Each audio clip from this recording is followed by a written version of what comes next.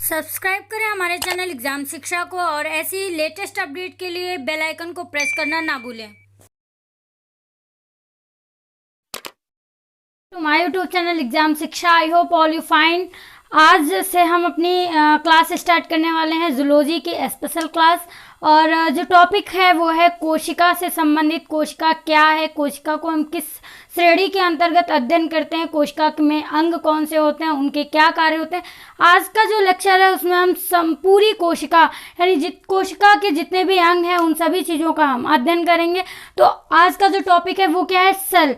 ठीक है, तो अब हम बात कर लेते हैं सेल की। पर उससे पहले गाइस, जो गाइस हमारे चैनल पे पहली बार विजिट कर रहे हैं वो चैनल को सब्सक्राइब करें, साथ ही में बेल आइकन को प्रेस करना ना भूलें ताकि इन फ्यूचर जितनी भी वीडियोस इस चैनल से अपलोड की जाती हैं उन सभी का नोटिफिकेशन आपको आसानी से मिलता रहे। अब हम बढ़ते हैं अपनी क्लास पे। क्लास क्या है हमारी, कोशिका, सेल। तो सेल जो है वो क्या है, जीवन की सबसे छोटी इकाई है। और यहाँ पे एक बात हम क्लियर करना चाहेंगे कि जो कोशिका है, कोई कहता है कि कुछ बच्चे ऐसे होते हैं कि कोशिका को सबसे छोटा अंग मान लेते हैं, तो ये गलत है। कोशिका क्या है, जीवन की सबसे छोटी इकाई है, ना कि सबसे छोटा अंग है। अब हम इकाई और अंग में आपको अंतर बताते हैं। इकाई क्या होती है, इकाई का मतलब होता है पूरी बॉडी में जितनी प्रकार की भी क्रियाएं होती हैं वो सारी क्रियाएं शरीर में किस अंग में होती हैं। मतलब जितनी सारी क्रियाएं हमारी बॉडी अकेला करता है, मतलब पूरी बॉडी मिल के करता है, वो सारी क्रियाएं शरीर के अंदर कौन सा ऐसा अंग है जो अकेले करता है, तो वो है कोशिका। और कोशिका शरीर की सबसे छोटी इकाई इसीलिए कहा गया क्योंकि इसके अंतर्गत जितने भी अंग आते हैं वो सब मिल करके क्या करते हैं, एक सारी क्रिया कह सकते हैं। प्रजनन भी होता है उसमें, उत्सर्जन का भी कार्य हो सकता है, और मतलब ऊर्जा का निर्माण हो रहा है। मतलब जितनी प्रकार की जो क्रियाएं हैं वो एक मानव शरीर करता है, वो सारी क्रियाएं हमारी शरीर के अंदर पाया जाने वाली जो सेल होती हैं वो करती हैं। ठीक है, तो अब हम बात कर लेते हैं कोशिका की। तो सेल का जो साइंटिफिक नेम है वो क्या है, साइटो। सेल क्या है, ये इसका इंग्लिश नेम है, यानी कि इंग्लिश में बोलते हैं, हिंदी में हो गया कोशिका, इंग्लिश में हो गया सेल। ठीक है, पर अगर उसका साइंटिफिक नाम बोला जाएगा तो वो क्या हो जाएगा, साइटो। ठीक है, फिर कोशिका जो है, कोशिका का अध्ययन हम किस श्रेणी के अंतर्गत करते हैं, उसकी एक स्पेशल श्रेणी होती है। तो अध्ययन किसके अंतर्गत किया जाता है, साइटोलॉजी के अंतर्गत। किसके अंतर्गत, साइटोलॉजी के अंतर्गत। ठीक है, फिर जो कोशिका थी, कोशिका को सबसे पहले खोजा किसने था, कोशिका को सबसे पहले रॉबर्ट हुक ने खोजा था, और इसीलिए इनको जो है कोशिका का जनक भी कहा जाता है। जनक यानी कि पिता, खोजने वाला। ठीक है, फिर रॉबर्ट हुक ने क्या किया था, मरी हुई कोशिका को खोजा था। ठीक है, इन्होंने कैसी कोशिका को देखा था, उसका अध्ययन किया था, मरी हुई कोशिका का अध्ययन किया था। उसके बाद में एंटोनी लिवेनहॉक ने क्या किया, जीवित कोशिका की खोज कर दी। तो यहाँ पे क्वेश्चन दो प्रकार से बनता है। अगर जनक पूछा जा रहा है क्वेश्चन में कि कोशिका के जनक कौन है या खोजकर्ता कौन है, तो वो रॉबर्ट हुक होंगे। और ये अगर पूछा जाता है कि जीवित कोशिका की खोज किसने की, तो एंटोनी लिवेनहॉक ने की थी। ठीक है, और ये तो हो गई कोशिका से संबंधित बेसिक जानकारी। अगर अब क्वेश्चन आता है एग्जाम में कि सबसे छोटी कोशिका कौन सी होती है, विश्व में सबसे बड़ी कोशिका कौन सी होती है, तो जो सबसे छोटी कोशिका होगी वो होगी माइकोप्लाज्मा। विश्व में अगर सबसे छोटी कोशिका कोई है तो वो है माइकोप्लाज्मा की। ठीक है, और विश्व में सबसे बड़ी कोशिका कौन सी है, तो वो शुतुरमुर्ग का अंडा। शुतुरमुर्ग का अंडा क्या है, एक विशाल कोशिका है। ठीक है, तो सबसे बड़ी कोशिका अगर विश्व की बात की जा रही है तो शुतुरमुर्ग का अंडा, और अगर छोटी कोशिका की बात की जा रही है तो क्या हो जाएगा, माइकोप्लाज्मा। ठीक है, ये तो हो गई विश्व लेवल पे या इनवर्स में सबसे छोटी और सबसे बड़ी। फिर हम बात कर लेते हैं ह्यूमन बॉडी की, यानी कि मानव शरीर में जो सबसे छोटी कोशिका है वो कौन सी होती है, और मानव शरीर की सबसे बड़ी कोशिका कौन सी होती है। तो मानव शरीर में सबसे छोटी कोशिका जो मेल और फीमेल, मेल का स्पर्म होता है, यानी कि स्पर्म, मेल का जो स्पर्म होता है यानी कि शुक्राणु। ठीक है, फिर अगर बात की जाए मानव में सबसे बड़ी कोशिका की, तो वो फीमेल की ओवम होती है, यानी कि अंडाणु। ठीक है, ये हो गई छोटी और बड़ी में, विश्व में भी और मानव जीवन में, मानव बॉडी में भी। ठीक है, तो अब हम बात कर लेते हैं कि कोशिका आपको पता है क्या करता है, विभाजन करता है। अगर विभाजन नहीं करता तो एक कोशिका से दूसरी कोशिका बनती नहीं। और आपको पता है कि क्या होता है कि अनेक कोशिकाओं से ऊतक बनते हैं, ऊतक से क्या बनता है, अंग बनता है, और अंग, बहुत सारे अंग मिलके जो है एक शरीर का निर्माण कर देते हैं। ठीक है, तो उसमें जाहिर सी बात है क्या हो रहा होगा, विभाजन हो रहा होगा। तो तेज विभाजन की बात अगर की जाए कि सबसे तेज विभाजन किस में होता है, मानव शरीर में सबसे तेज विभाजन किस में होता है, तो वो होता है लीवर में। आप लोगों ने देखा होगा, लीवर एक ऐसा अंग है जिसको अगर खराब हो रहा है या इन्फेक्शन हो रहा है तो उसको काट के निकाल दिया जाता है, और वो लीवर क्या करता है, पुनः अपनी वृद्धि बहुत तेजी के साथ कर लेता है। तो सबसे तेज विभाजन किस में होता है, लीवर में होता है। ठीक है गाइज, फिर क्या है, विभाजन रहित। अगर किसी में तेज विभाजन हो रहा है तो किसी में क्या हो रहा है, विभाजन ही नहीं हो रहा है। तो विभाजन नहीं हो रहा है वो होता है हमारा मस्तिष्क। मस्तिष्क में होता है न्यूरॉन। मस्तिष्क हमारा किससे बना होता है, न्यूरॉन से बना होता है। तो न्यूरॉन एक ऐसा पार्ट है जिसमें कोशिका का विभाजन नहीं होता है। न्यूरॉन क्या है, एक सिंगल कोशिका है, और उसमें कोशिका का कोई भी किसी भी प्रकार का विभाजन नहीं होता है। फिर बात करते हैं अगर हम सबसे लंबी कोशिका की, तो सबसे लंबी कोशिका भी क्या है, न्यूरॉन है। क्यों न्यूरॉन है, क्योंकि आपको पता है कोशिका विभाजन न्यूरॉन में नहीं होता है, और हमारा जो मस्तिष्क होता है वो लगभग 90% न्यूरॉन से बना होता है। तो न्यूरॉन सेल क्या है, एक सिंगल सेल है, इसमें किसी प्रकार का विभाजन नहीं होता है, और ये विभाजन रहित कोशिका है और सबसे लंबी कोशिका है। तो ये हो गई कोशिका की बेसिक जानकारी सेल की। अब हमारा जो सेल है वो वर्क कैसे करता है, कोशिका क्या करती है, बहुत सारी कोशिकाओं का जो समूह है वो टेसुजेनिक ऊतक बनाता है। ठीक है, टेसुजेनिक ऊतक, बहुत सारे टेसुजेनिक ऊतक बनाता है। और जो टेसुजेनिक ऊतक है वो क्या करता है, वो बहुत सारे टेसुजेनिक ऊतक मिलके अंग का निर्माण करते हैं, और अंगों के से मिलके क्या बन जाता है, हमारा शरीर। जैसे कि क्या होता है कि ईंट, अगर बात हम करते हैं ईंट की, तो बहुत सारी ईंटें मिलके क्या बनाएंगी, दीवार बनाएंगी।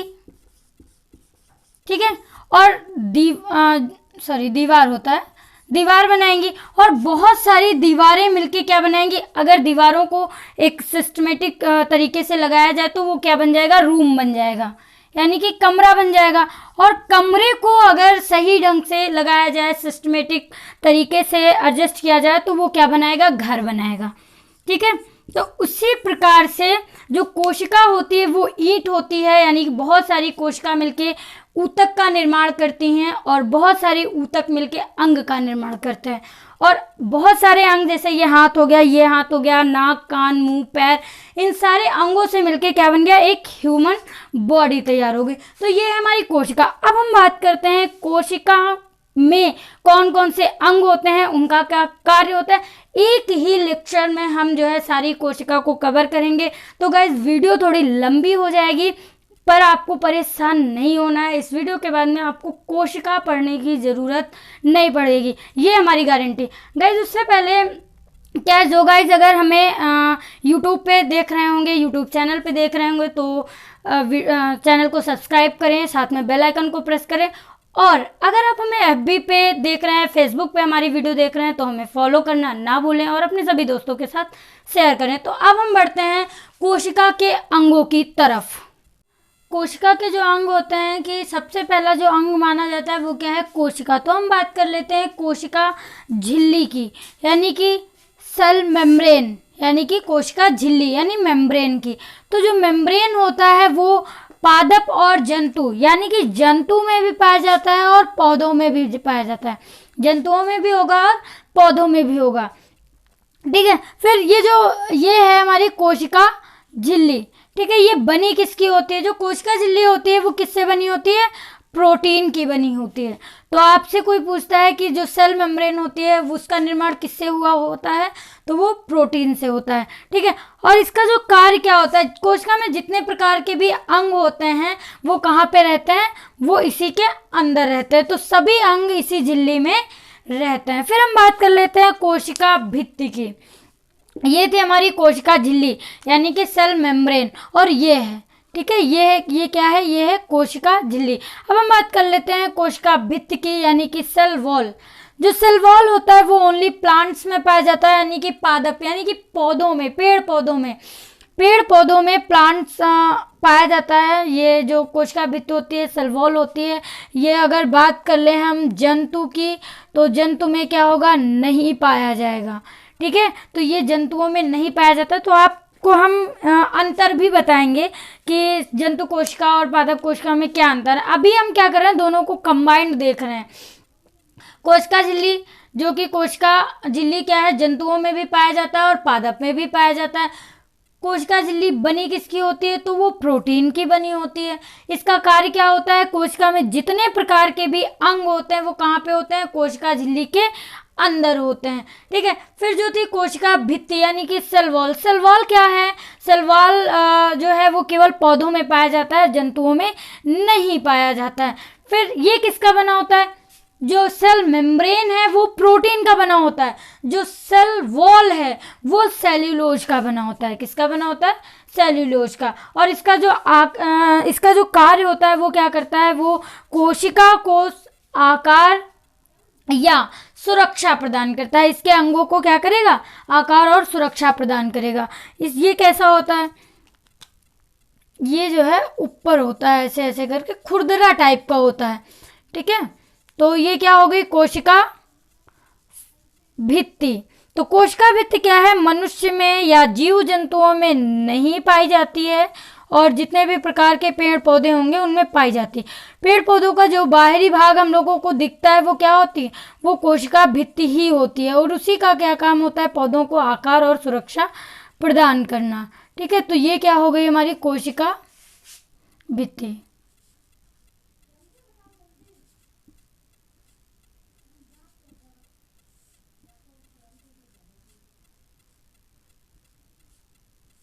ठीक है, ये कोशिका भित्ति हो गई, और ये जो अंदर वाला पार्ट है वो क्या है, कोशिका झिल्ली हो गई। तो आई होप आपको ये समझ में आया होगा, ठीक है।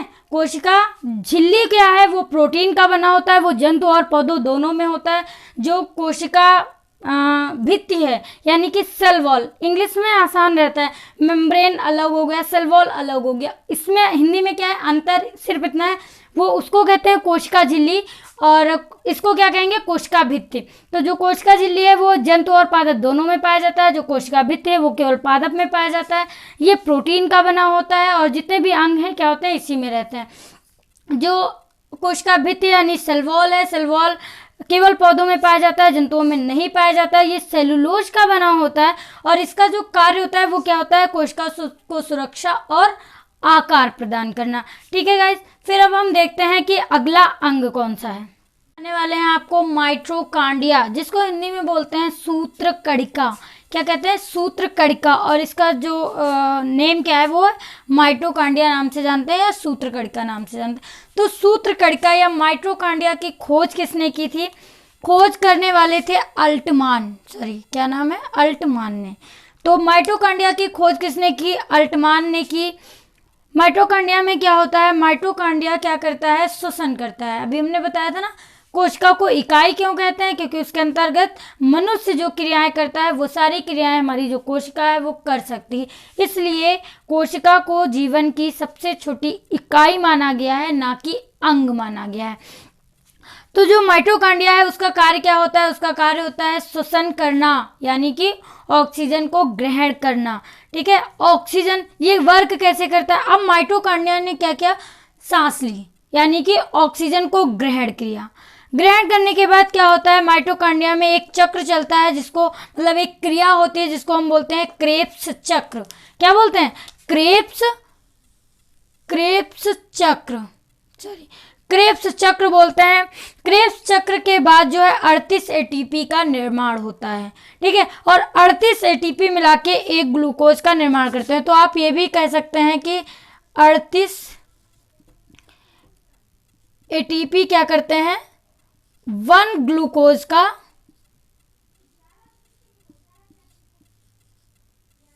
38 एटीपी बराबर 1 ग्लूकोज, यानी 38 एटीपी मिलके क्या करते हैं, एक ग्लूकोज का निर्माण करते हैं। और ग्लूकोज का कार्य क्या होता है वो आप सभी को पता है कि ऊर्जा देना, यानी पावर को बनाना, ठीक है। तो एक तो माइटोकॉन्ड्रिया का कार्य ये होता है कि ऊर्जा का निर्माण करना और श्वसन करना। दूसरा जो कार्य होता है, इसको जो माइटोकॉन्ड्रिया है उसको हम ऊर्जा का पावर हाउस यानी कि पावर हाउस, ऊर्जा गृह भी कहते हैं, क्योंकि ऊर्जा बनती भी यहीं पर है और स्टोर भी यहीं पे होती है। अब मान लीजिए आपको हम लोग काम करते हैं, कहीं से दौड़ के आए, हमारे पैर थक गए, क्या केवल पैर थकते हैं? ऐसा नहीं है, पूरी बॉडी हमारी क्यों थक जाती है? थकनी किसको चाहिए? पैर की कोशिका को। हर एक कोशिका में क्रेब्स चक्र हो रहा है, हर एक कोशिका में ऊर्जा का निर्माण हो रहा है। पर अगर हम चलते हैं तो क्या होता है कि हमारे पैर तो थकते हैं, साथ में पूरी बॉडी थक जाती है, ठीक है। पूरी बॉडी क्यों थकती है? क्योंकि जैसे ही पैर की जो कोशिका थी, माइटोकॉन्ड्रिया था, उसने क्रेब्स चक्र का निर्माण करके ऊर्जा का निर्माण किया। अब हम दौड़ेंगे तो पैर की सारी ऊर्जा क्या हो गई? नष्ट हो गई, मतलब वो खत्म हो गई। तुरंत माइंड को सूचना मिलती है, वो क्या करता है, शरीर में जितनी भी कोशिकाएं हैं उनके पास जितनी ऊर्जा होती है, माइटोकॉन्ड्रिया में क्या होती है, स्टोर होती है, उन सारी ऊर्जा को कहाँ पे भेजता रहता है? पैर में। जब शरीर की पूरी ऊर्जा खत्म हो जाती है तब हमारी पूरी बॉडी क्या हो जाती है? थक जाती है, ठीक है। तो ये हो गया हमारा माइटोकॉन्ड्रिया। माइटोकॉन्ड्रिया का जो कार्य हमने बताया कि श्वसन करता है और क्रेब्स चक्र करके 38 एटीपी का निर्माण करता है। 38 एटीपी मिलके एक ग्लूकोज का निर्माण करते हैं, यानी कि उससे हमको ऊर्जा मिलती है। तो माइटोकॉन्ड्रिया का कार्य श्वसन करना, ऊर्जा का निर्माण करना और ऊर्जा का पावर हाउस भी कहते हैं। तो अब हम डायग्राम में डालें माइटोकॉन्ड्रिया, ठीक है। तो अब ये क्या आ गया है? माइटोकॉन्ड्रिया, ठीक है। और जो माइटोकॉन्ड्रिया है इसको ऊर्जा का पावर हाउस भी बोलते हैं। माइटोकॉन्ड्रिया की जो आंतरिक दीवार होती है उसको हम लोग बोलते हैं कि क्रिस्टी। अगर पूछा जाता है, कभी भी क्वेश्चन आता है कि माइटोकॉन्ड्रिया की आंतरिक दीवार को हम क्या कहते हैं, तो क्रिस्टी कहते हैं। बॉडी, ठीक है, क्या है? Golgi body. तो इसकी जो खोज थी उसने की थी कैमिलो गोल्जी ने, गोल्जी बॉडी की खोज की थी। तो गोल्जी बॉडी नाम इसका क्यों पड़ा? क्योंकि कैमिलो गोल्जी ने क्या किया, गोल्जी बॉडी की खोज की और उसको अपना ही नाम दे दिया, मतलब गाल्जी लगा हुआ तो इन्होंने अपने नाम पे ही उस अंग का नाम क्या रख दिया? गोल्जी बॉडी, ठीक है। फिर इसका जो कार्य होता है वो परिवहन का। अभी क्या हो रहा था? ऊर्जा बन रही थी। क्या माइटोकॉन्ड्रिया खुद जाएगा पूरी बॉडी में ऊर्जा देने? नहीं, कोशिका के अंदर जो माइटोकॉन्ड्रिया अंग है उसमें ऊर्जा का निर्माण हो रहा था और उस ऊर्जा का जो परिवहन है वो कौन करता है? वो करता है गोल्जी बॉडी। यानी ऊर्जा का निर्माण कौन कर रहा है? माइटोकॉन्ड्रिया। ऊर्जा को एक कोशिका से दूसरी कोशिका या कोशिका के जितने भी अंग हैं उनमें पहुंचा कौन रहा है? पूरी बॉडी में पहुंचा कौन रहा है? वो है गोल्जी बॉडी। गोल्जी बॉडी की खोज की कैमिलो गोल्जी ने। इसका कार्य क्या होता है? परिवहन का कार्य होता है। तो गोल्जी बॉडी को हम डालते हैं जी, यानी गोल्जी बॉडी भी हो गया। फिर सेकंड जो अंग है हमारा कोशिका का वो कौन सा है? रसधानी, यानी कि वैक्यूल्स। वैक्यूल्स का कार्य क्या होता है? जल संग्रह। आप सभी को पता है हमारे शरीर में जो है, हमारा शरीर में जो है 60 या 65% समथिंग पानी है, जल है। तो क्या वो पानी हमारे पेट में भरा हुआ है? नहीं। पानी कहीं एकत्र है? नहीं। वो हर एक कोशिका में जो वैक्यूल्स पाए जाते हैं, यानी कि जिसको बोलते हैं रसधानी, उसमें पानी भरा हुआ है। उसमें पानी को क्या किया जाता है? स्टोर किया जाता है। मनुष्य के शरीर की अगर हम बात करते हैं, अगर मनुष्य के शरीर में 1% पानी की कमी होती है तो प्यास लगने लगती है, ठीक है। और अगर 10% कमी हुई तो मनुष्य की मृत्यु निश्चित है, ठीक है। मृत्यु के वो निकट पहुंच जाता है अगर 10% की पानी की कमी हो गई तो पानी जो है कहीं स्टोर रहता है, वो कहाँ स्टोर रहता है, वो रहता है कोशिका में जो वैक्यूल्स पाया जाता है उसमें जल का संग्रह होता है, यानी कि जो वाटर को स्टोर किया जाता है कहाँ पे, वैक्यूल्स में। और मनुष्य के शरीर में बहुत सारी कोशिकाएं हैं, सभी कोशिकाओं में ये सारे अंग पाए जाते हैं। तो जो वैक्यूल्स है वो भी हर एक कोशिका में पाया जाएगा और वहाँ पे जो पानी है उसको स्टोर किया जाता है। तो क्या हो गया, अब वैक्यूल्स भी आ गया। ठीक है, क्या हो गया, कोशिका में वैक्यूल्स भी आ चुका है। फिर हम बात कर लेते हैं सेंट्रोसोम की, यानी तारक काय। सेंट्रोसोम को हम तारक काय कहते हैं और जो तारक काय है या सेंट्रोसोम है उसकी जो खोज की थी बोबरी ने की थी। वैज्ञानिक कौन है, बोबरी ने सेंट्रोसोम की खोज की। अब जो सेंट्रोसोम है ये, इसका वर्क क्या होता है, तो आज हम वर्क आपको बता दें। अगर एक सिंगल कोशिका है, जैसे कि एक कोश की जीव क्या है, अमीबा है, एक कोश की जीव से बहुकोश की और ये जो जटिलतम शरीर बना हुआ है मानव का, इसका निर्माण कैसे हो गया। अभी हमने बताया था कि जो कोशिका होती है वो क्या करती है, विभाजन करती है। विभाजन से एक कोशिका दो कोशिका में बहुत सारी कोशिकाओं का जो समूह हो जाता है उसको हम ऊतक कहने लगते हैं। ठीक है, तो जो ये क्या है, तारक काय यानी कि सेंट्रोसोम की खोज की बोबरी ने। इसका जो कार्य होता है वो कोशिका विभाजन होता है। कोशिका विभाजन नहीं होगा तो एक कोशिका से दो कोशिकाएं नहीं बनेंगी, कोशिकाएं बनेंगी नहीं तो किसी भी शरीर का निर्माण होना पॉसिबल नहीं है। ठीक है, तो अब हम बात कर लेते हैं कि कोशिका विभाजन किस अंग में सबसे ज़्यादा होता है, कौन सी जो कोशिका है वो सबसे ज़्यादा विभाजित होती है। तो जो लीवर है, लीवर की जो कोशिकाएं हैं वो क्या होती हैं, सबसे ज़्यादा विभाजित होती हैं लीवर की कोशिकाएं। तो लीवर की कोशिकाएं क्या है, सबसे ज़्यादा विभाजन करने वाली कोशिका। फिर हम बात कर लेते हैं जो ब्रेन है, हमारा मस्तिष्क है, ब्रेन क्या करता है, कोशिका विभाजन में क्या होता है, बहुत ही स्लो होता है। ठीक है, तो जैसा कि हमने अभी थोड़ी देर पहले बताया था कि न्यूरॉन एक ऐसी कोशिका है जिसमें विभाजन नहीं होता है और ये लंबी कोशिका भी है। ठीक है, सबसे लंबी कोशिका क्या है, न्यूरॉन है और सिंगल कोशिका है और इसमें विभाजन नहीं होता। और आपको पता है एक बीमारी होती है जिसको हम लोग कैंसर कहते हैं। जो कैंसर रोग होता है इसमें क्या होता है, बहुत सारी कोशिकाएं जब अपनी लिमिट के से ज़्यादा वृद्धि करती हैं कोशिकाएं और समूह बना लेते हैं तो उसी को हम क्या कहते हैं, कैंसर रोग कहते हैं। तो फिर अगर ब्रेन में जो है जो सेल होती है, ब्रेन की जो सेल होती है वो क्या होती है, न्यूरॉन, अब वो वृद्धि नहीं करती है, यानी कि उसमें विभाजन होता ही नहीं है, तो ये ब्रेन में कैंसर कैसे बन जाता है। ब्रेन कैंसर को हम लोग ब्रेन ट्यूमर भी बोलते हैं। ठीक है, तो हम आपको बताते हैं जो ब्रेन होता है हमारा दो पार्ट से मिलकर बना होता है, दो प्रकार की कोशिकाओं से बना होता है। एक होता है न्यूरॉन सेल, दूसरा क्या होता है, गिलियम सेल। क्या, गिलियम सेल। ठीक है, न्यूरॉन सेल जो है मस्तिष्क का 90% भाग जो है वो न्यूरॉन सेल से बना होता है और जो 10% भाग है वो किससे बना होगा, गिलियम सेल से। तो 90% भाग में कोशिका विभाजन नहीं होगा और जो 10% भाग है उसमें कोशिका विभाजन संभव है। तो इसलिए ब्रेन का ट्यूमर अगर पूछा जाए किस ब्रेन में जो कैंसर होगा वो किस पार्ट में होगा, तो गिलियम सेल में होगा, ना कि न्यूरॉन सेल में। अब आई थिंक ये कंफ्यूजन आपकी दूर हो गई होगी। तो क्या क्या हम लोगों ने पढ़ लिया, कोशिका झिल्ली पढ़ ली, कोशिका भित्ति पढ़ ली, सेल मेम्ब्रेन पढ़ा, सेल वॉल पढ़ा, गोल्जी बॉडी पढ़ा, माइटोकॉन्ड्रिया पढ़ा, गोल्जी बॉडी हो गया, वैक्यूल्स हो गया। अब क्या हो गया, सेंट्रोसोम।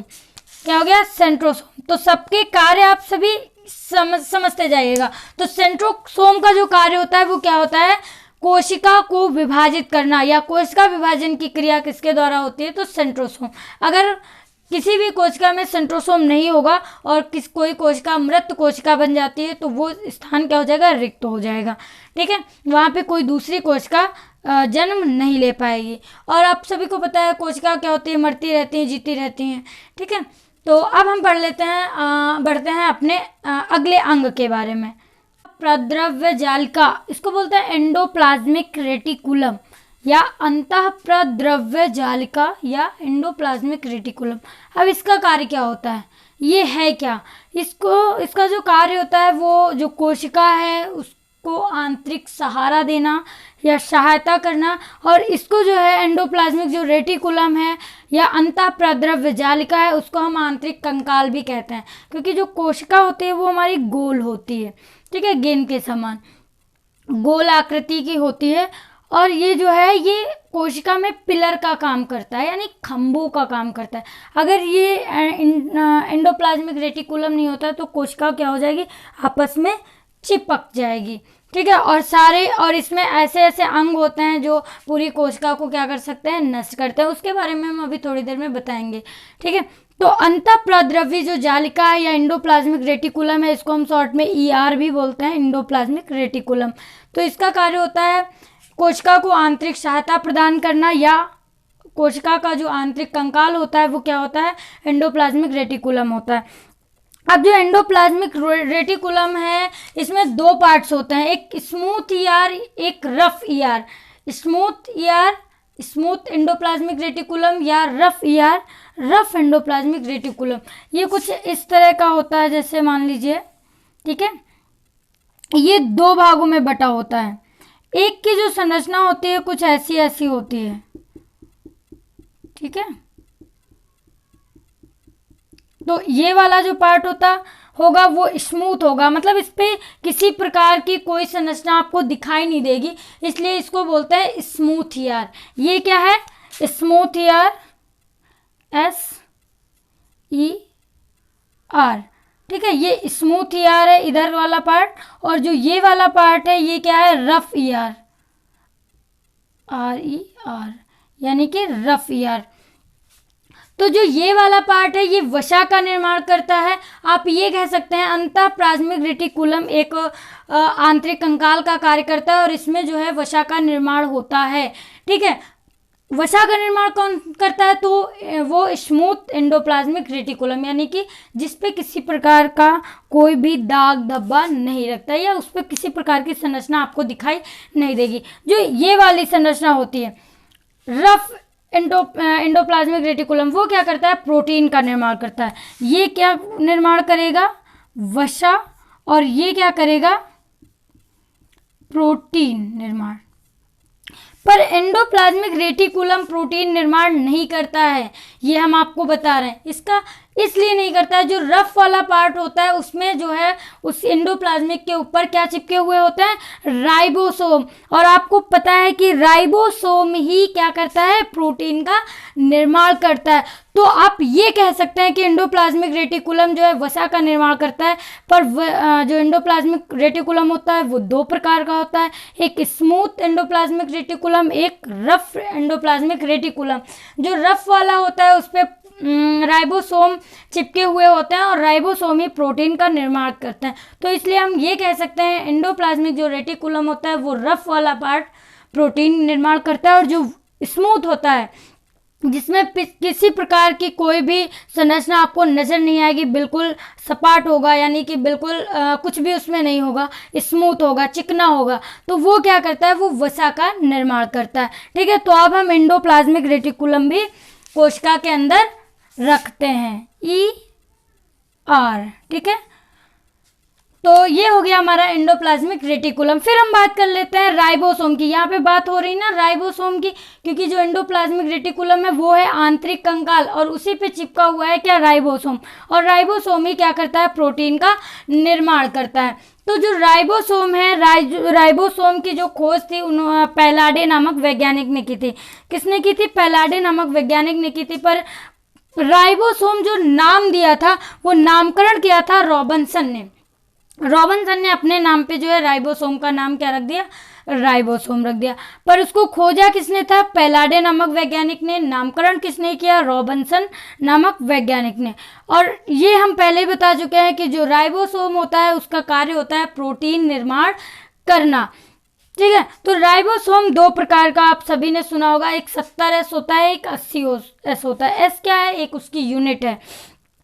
70S छोटा होता है, 80S क्या होता है, बड़ा होता है। जो 70S है वो प्रोकैरियोटिक, मतलब कि ऐसे जीव जो हमें नग्न आंखों से दिखाई ना देते हों वो किसके अंतर्गत आते हैं, प्रोकैरियोटिक में। और जैसे मानव जैसा इतना डिफिकल्ट जो शरीर है जटिल संरचना है वो किस में आएगी, यूकैरियोटिक में।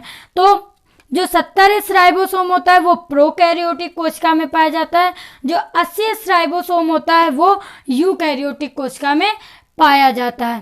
ठीक है, तो ये समझ में आया। तो अब हम राइबोसोम को भी इसमें ऐड करते हैं। ये हमारी कोशिका बनके तैयार होती है। हम देख रहे हैं धीरे धीरे करके कि कोशिका के अंतर्गत कितने अंग आते हैं।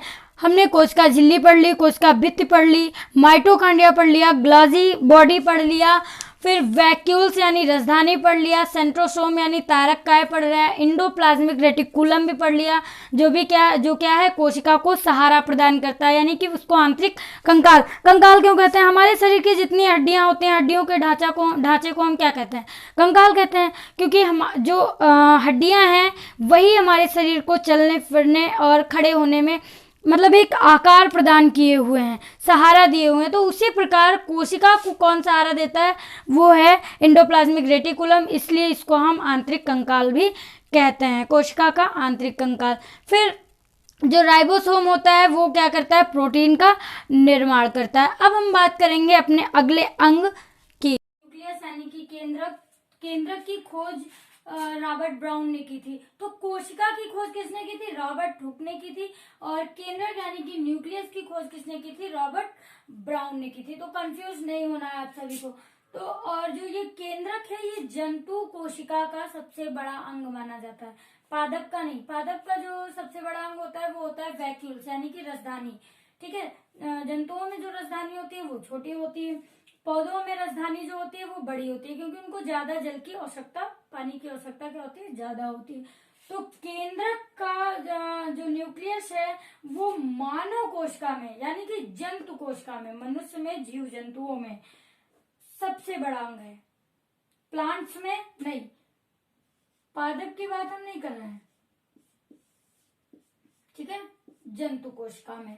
ठीक है, तो सबसे बड़ा अंग किसमें है, जंतु कोशिका में केंद्रक। और ये है हमारा न्यूक्लियस। तो ये न्यूक्लियस क्या है, जंतु कोशिका का सबसे बड़ा अंग है। न्यूक्लियस का जो कार्य होता है वो क्या होता है, इसको हम ब्रेन ऑफ सेल भी कहते हैं। जैसे कि हमारे पूरी बॉडी को कंट्रोल कौन करता है, मस्तिष्क करता है, उसी प्रकार जो सेल है यानी कि कोशिका है, कोशिका को कंट्रोल कौन करता है, न्यूक्लियस करता है। हो रहा है ना, धीरे धीरे वो सारी क्रियाएं उस कोशिका में हो रही है, जो कि एक नॉर्मल बॉडी में, ह्यूमन बॉडी में या जंतु जो बॉडी होती है, एनिमल बॉडी होती है या उसमें होता है। वो सारी क्रियाएं धीरे धीरे किसमें देखने को मिल रही हैं, कोशिका में। इसलिए कोशिका को क्या कहते हैं, इकाई कहते हैं, अंग नहीं कहते हैं। ठीक है, फिर ये हो गया न्यूक्लियस। न्यूक्लियस क्या है, मानव कोशिका या जंतु कोशिका में, एनिमल सेल में बड़ा अंग होता है, पार्ट्स ऑफ एनिमल सेल। ठीक है, big parts of animal cell. तो ये क्या है, एक कंट्रोलर का कार्य करता है। इसका कार्य क्या है, कोशिका को फुली कंट्रोल करना। ठीक है, जो केंद्रक है, केंद्रक में क्या क्या पाया जाता है, तो केंद्रक में क्रोमोसोम और डीएनए और आरएनए पाया जाता है। यही तीन चीजें केंद्रक के अंदर होती हैं। और केंद्रक में क्या होता है, एक जीव द्रव्य भरा होता है, उसके बारे में हम आपको अभी बताएंगे थोड़ी देर में। उसको बोलते हैं केंद्रक द्रव्य। ठीक है, तो केंद्रक के अंतर्गत क्या होता है, क्रोमोसोम होता है, डीएनए और आरएनए होता है। अब हम बात कर लेते हैं जो केंद्रक होता है वो हमारा किससे बना होता है। जैसे कि हमने पढ़ा था कि ये जो कोशिका झिल्ली है यानी कि सेल मेम्ब्रेन है, वो किससे बनी होती है, प्रोटीन से बनी होती है।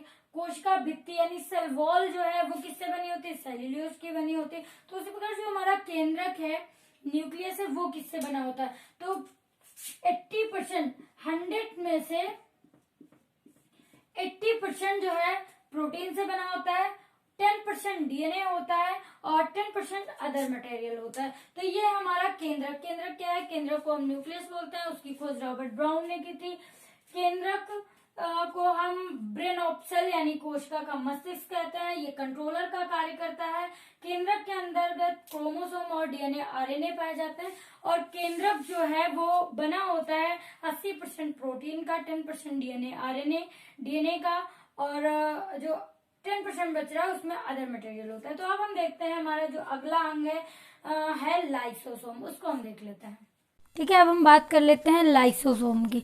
तो लाइसोसोम की जो खोज की थी वो की थी डी डुबे ने। किसने की थी? डी डुबे ने। इसका जो कार्य होता है, जो लाइसोसोम होता है, उसमें एक एंजाइम पाया जाता है जिसको हम बोलते हैं जल अपघटक एंजाइम। कौन सा एंजाइम? जल अपघटक एंजाइम पाया जाता है किसमें? लाइसोसोम में। और इसका जो कार्य होता है क्या होता है? ये कोशिकीय पाचक का कार्य करता है या कोशिका को पचाने का कार्य करता है। कोई भी कोशिका अगर सही रूप से कार्य नहीं कर रही है, वो मृत हो गई है या वो सही रूप से कार्य नहीं कर रही, तो लाइसोसोम क्या करता है? उस कोशिका का पाचन कर लेता है, उसको समाप्त कर लेता है, और उसकी जगह पे जो बगल वाली कोशिकाएं होती हैं वो क्या करती हैं? अपना वृद्धि करती हैं और नई कोशिका को जन्म देती हैं। ठीक है, तो लाइसोसोम की खोज डी दुबे ने की। इसके अंतर्गत जल अपघटक एंजाइम पाया जाता है जो कि क्या करता है? कोशिका का पाचन करता है। जल अपघटक एंजाइम क्या करता है? कोशिका का पाचन का काम करता है। ठीक है, और ये क्या करता है? पाचन में करने के लिए अपने आप को नष्ट कर देता है, ब्लास्ट कर देता है। ठीक है, और इसके अंतर्गत जो जल अपघटक एंजाइम होता है वो क्या होता है? हार्ड अम्ल होता है, वो पूरी कोशिका को क्या कर देता है? जला देता है। इसलिए इसको जो है आत्मघातक थैली या आत्महत्या की थैली या सुसाइड बैग कहते हैं। किसको? लाइसोसोम को क्या कहते हैं? सुसाइड बैग या आइटम बॉम्ब। कोशिका का आइटम बॉम्ब कौन है? तो लाइसोसोम। लाइसोसोम क्या है? कोशिका का आइटम बॉम्ब है। ठीक है, क्योंकि ये क्या करता है? कोशिका को नष्ट करने के लिए, कोशिका का पाचन करने के लिए अपने आप को ब्लास्ट कर देता है। अगर कोई भी अंग, इसमें से कोई भी अंग सही से कार्य नहीं कर रहा है, ठीक है, मान लेते हैं माइटोकॉन्ड्रिया ने क्या किया? ऊर्जा बनाने से मना कर दिया। ग्लाजी बॉडी कह रहा है कि माइटोकॉन्ड्रिया जब ऊर्जा बनाएगा नहीं तो मैं उसका परिवहन करूंगा क्या? ER जो है ये क्या कर रहा है? ये पिलर का काम ना करके कह रहा है मैं नहीं कर पाऊंगा। राइबोसोम प्रोटीन का निर्माण ही नहीं कर रहा है, जो इसका स्मूथ पार्ट है वो वसा का निर्माण नहीं कर रहा है। तो लाइसोसोम क्या करेगा? अपने आप को ब्लास्ट करेगा, और इसमें जो जल अपघटक एंजाइम है ये पूरी जो कोशिका है इसमें फैल जाएगा और कोशिका क्या हो जाएगी? नष्ट हो जाएगी। और इसकी जगह पे जो अगल बगल की कोशिकाएं हैं वो क्या करेंगी? विभाजन करके उस कोशिका की जगह को भर देते हैं, यानी कि नई कोशिका का निर्माण हो जाता है। इसलिए इसको कोशिका का आइटम बॉम्ब कहते हैं। ठीक है, अब हम बात कर लेते हैं जो आरबीसी होता है। आरबीसी यानी रेड ब्लड सेल्स, लाल रुधिर कणिकाएं, उनमें लाइसोसोम नहीं होता है। ठीक है, पता चला अगर आरबीसी में लाइसोसोम होने लगे तो ब्लड हमारा क्या हो जाएगा? नष्ट हो जाएगा। ठीक है, तो फिर अगर ब्लड की गति रुक गई या वो नष्ट हो गया तो मनुष्य की मृत्यु क्या है? संभव है। तो आरबीसी में लाइसोसोम नहीं होता है, ये आपको याद रखना है। तो फिर आरबीसी का जो जीवन काल होता है वो 120 दिन होता है। आरबीसी का जो जीवन काल होता है वो कितने दिन होता है? 120 दिन होता है। ठीक है, और इनकी संख्या भी सबसे ज़्यादा होती है। इनकी संख्या होती है 50 लाख के पास। आरबीसी की जो संख्या होती है मानव शरीर में वो 50 लाख के आसपास होती है, लगभग 50 लाख। तो और जीवन काल भी उनका डिसाइड है कि वो कितने दिन रहेंगे? 120 दिन ही जीवित रहते हैं, उसके बाद मृत हो जाती है। तो मृत कोशिका जो है आरबीसी कहाँ जाती है? तो वो जाती है प्लिया, पेट में एक स्थान है अमाशय में जिसको बोलते हैं स्प्लीन है। स्प्लीन को हम क्या बोलते हैं? प्लीहा या तिल्ली, उसमें जाता है जो आरबीसी है वो कहाँ जाएगा? स्प्लीन में, यानी कि प्लीहा में। ठीक है, ये उसका कब्र भी है, और ब्लड अगर स्टोर है तो वो भी कहाँ पे होगा? वहीं पे होगा। ठीक है, तो ये हो गया हमारा लाइसोसोम। तो लाइसोसोम में आपको याद रखना है, इसको हम आत्मघातक थैली बोलते हैं। इसके अंतर्गत एक एंजाइम भरा होता है जिसको हम बोलते हैं, क्या बोलेंगे? जल अपघटक एंजाइम। इसका कार्य होता है कोशिका के अंगों का पाचन या पूरी कोशिका का क्या करना? पाचन कर लेना। इसीलिए ये पाचन के लिए अपने आप को नष्ट कर देता है, इसलिए इसको हम सुसाइड बैग या कोशिका का एटम बॉम्ब कहते हैं। अब हम बात कर लेते हैं, बढ़ते हैं अपने नेक्स्ट अंग की तरफ। वो कौन सा होगा? अब हम बात करेंगे जीव द्रव्य, क्योंकि ये सारे अंगों किसके अंदर भरे होते हैं, कोशिका झिल्ली के अंदर। कोशिका झिल्ली में अगर ये मान लीजिए कि जीव द्रव्य ना हो तो क्या होगा, ये सारी चीजें आपस में टकराएंगी और पता चला गलती से कहीं लाइसोसोम ब्लास्ट हो गया तो क्या होगा, कोशिका हमारी नष्ट हो जाएगी। इसलिए जो जीव द्रव्य है वो सारी चीजों को व्यवस्थित करने के लिए बहुत बहुत बहुत इंपॉर्टेंट है। तो अब हम पढ़ेंगे क्या, जीव द्रव्य के बारे में। मैंने बताया था जीव द्रव्य यानी कि साइटोप्लाज्म। जीव द्रव्य को साइटोप्लाज्म और केंद्रक जो द्रव्य होता है उसको हम न्यूक्लियोप्लाज्म बोलते हैं। ठीक है, तो हम बात करते हैं जीव द्रव्य की। तो जीव द्रव्य दोनों का जो कॉम्बिनेशन होता है, ठीक है, ये क्या है, एक प्रकार का एक द्रव्य भरा हुआ है कोशिका में। जैसे कि आप एक बैग लेके चलते हैं, हम पहले एग्जांपल देते हैं, एक बैग हो उसमें बहुत प्रकार की चीज़ें हैं, ठीक है।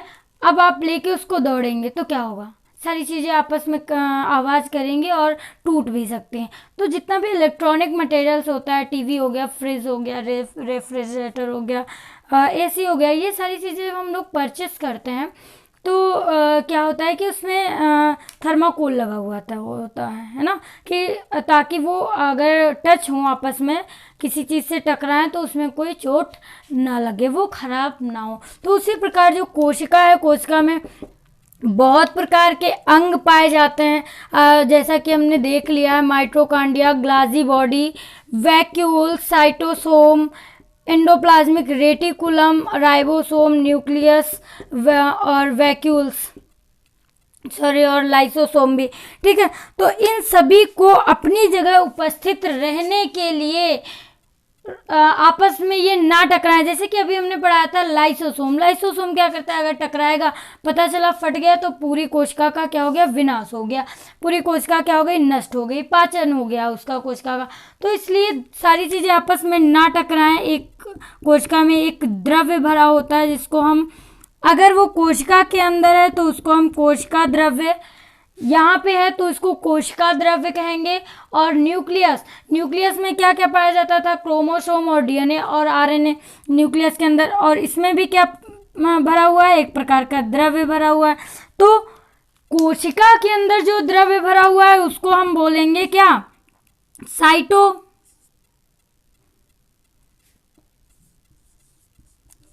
साइटोप्लाज्म, और जो केंद्रक में होगा उसको हम बोलेंगे क्या, न्यूक्लियोप्लाज्म। और दोनों को संयुक्त रूप से अगर हम बोलेंगे तो वो क्या बोला जाएगा, प्रोटोप्लाज्म।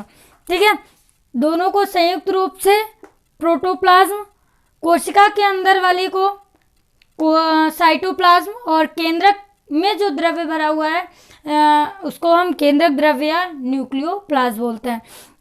तो इसका जो नाम है प्रोटोप्लास्ट, दोनों को संयुक्त रूप से नेम किसने दिया, पुरकिंजे नामक वैज्ञानिक ने जो है जीव द्रव्य का नामकरण किया, यानी कि उसको प्रोटोप्लास्ट कहा। और इसका जो कलर होता है वो कलरलेस होता है, जिसको बोलते हैं हम रंगहीन।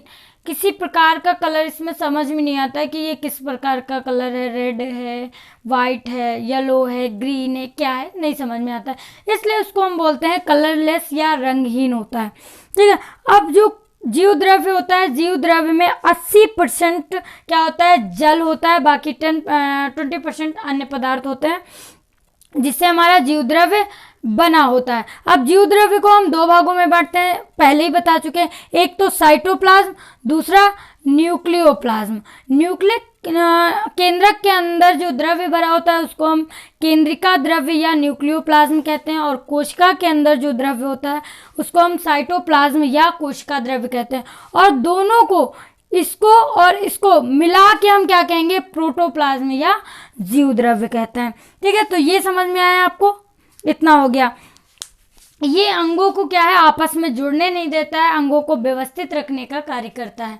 ठीक है, फिर हम बात कर लेते हैं जो अगला अंग है हमारा, सीलिया और फ्लेजला। ठीक है, सीलिया और फ्लेजला।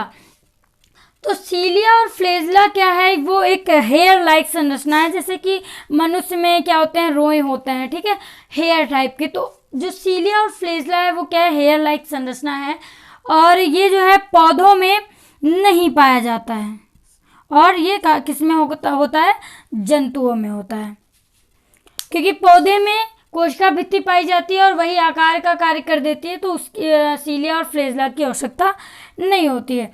तो सीलिया और फ्लैजेला का कार्य किसमें होता है? सीलिया और फ्लैजेला जंतु में होता है और पौधों में नहीं होता है। ये एक आउटर पार्ट होता है, मतलब कोशिका के बाहर का पार्ट। जैसे कोशिका में जंतु कोशिका में केवल झिल्ली है, झिल्ली के बाद में क्या होगा? सीलिया और फ्लैजेला होगा। पादप कोशिका में क्या है? झिल्ली के बाद में एक भित्ति है जो उसको आकार और सुरक्षा प्रदान करती है।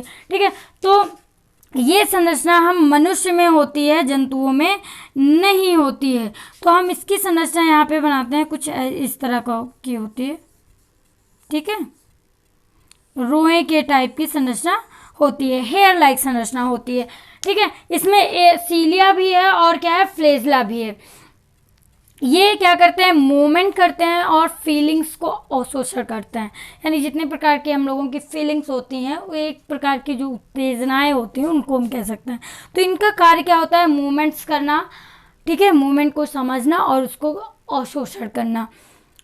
ठीक है, तो ये जो होता है फ्लैजेला होता है वो बड़ा होता है, सीलिया जो है छोटा पार्ट होता है। तो ये क्या, इसमें ये वाला जो पार्ट है लंबा है, उसको हम बोलेंगे फ्लैजेला।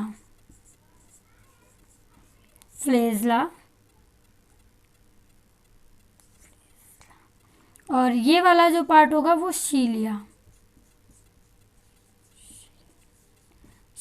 कहलाता है। ठीक है, तो आई होप ये आप सभी को समझ में आ रहा होगा, जीवद्रव और सीलिया और फ्लैजेला।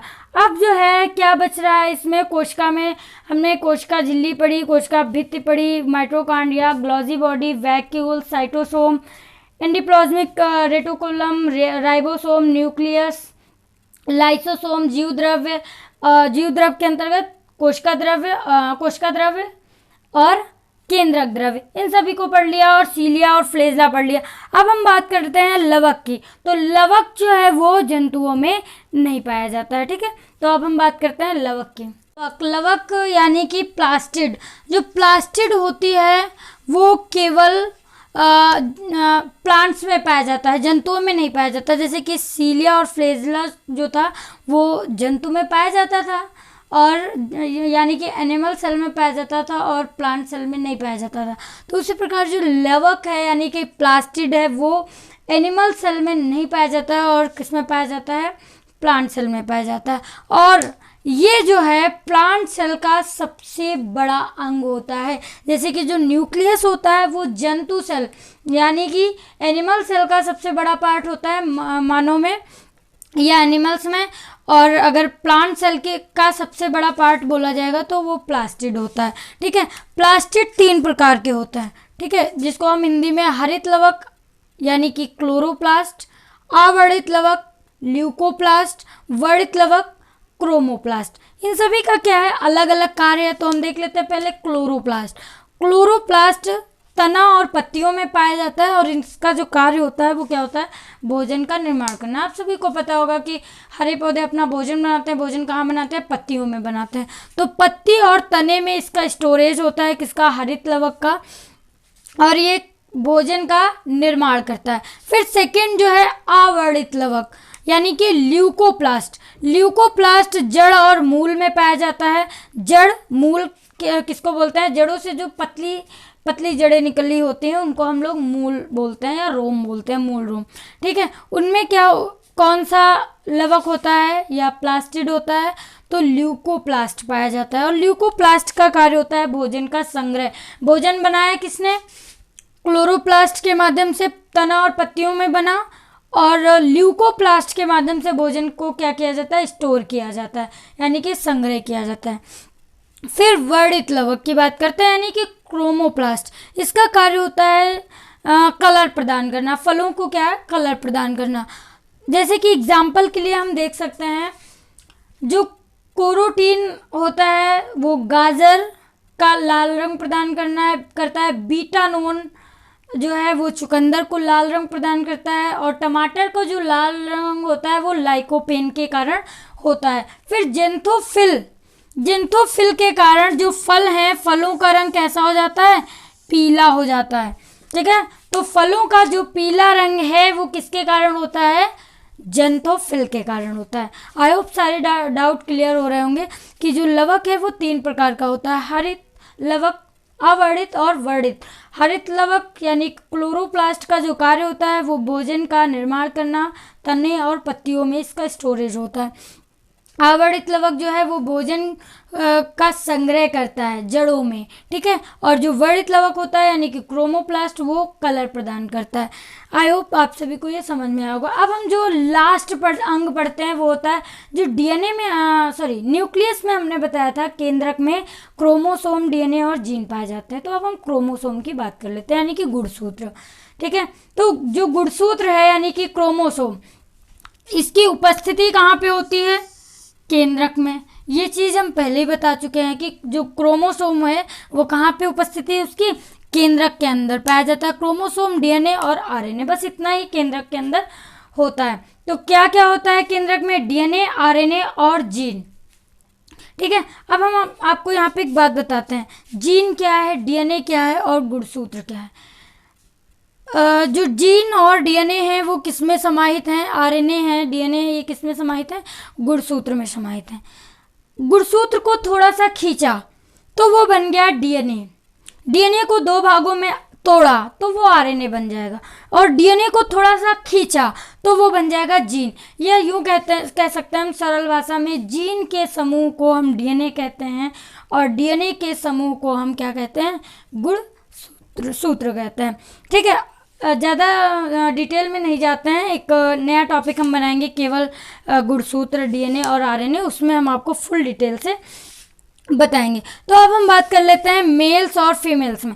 मानव में कितने गुणसूत्र होते हैं? टोटल 46 गुणसूत्र होते हैं। जोड़ी में बात करते हैं तो 23 गुणसूत्र होते हैं, ठीक है। तो मेल में जो है 44 गुणसूत्र सेम होते हैं। मेल और फीमेल में 44 जो गुणसूत्र हैं, क्रोमोसोम है, वो क्या होते हैं? सेम होते हैं।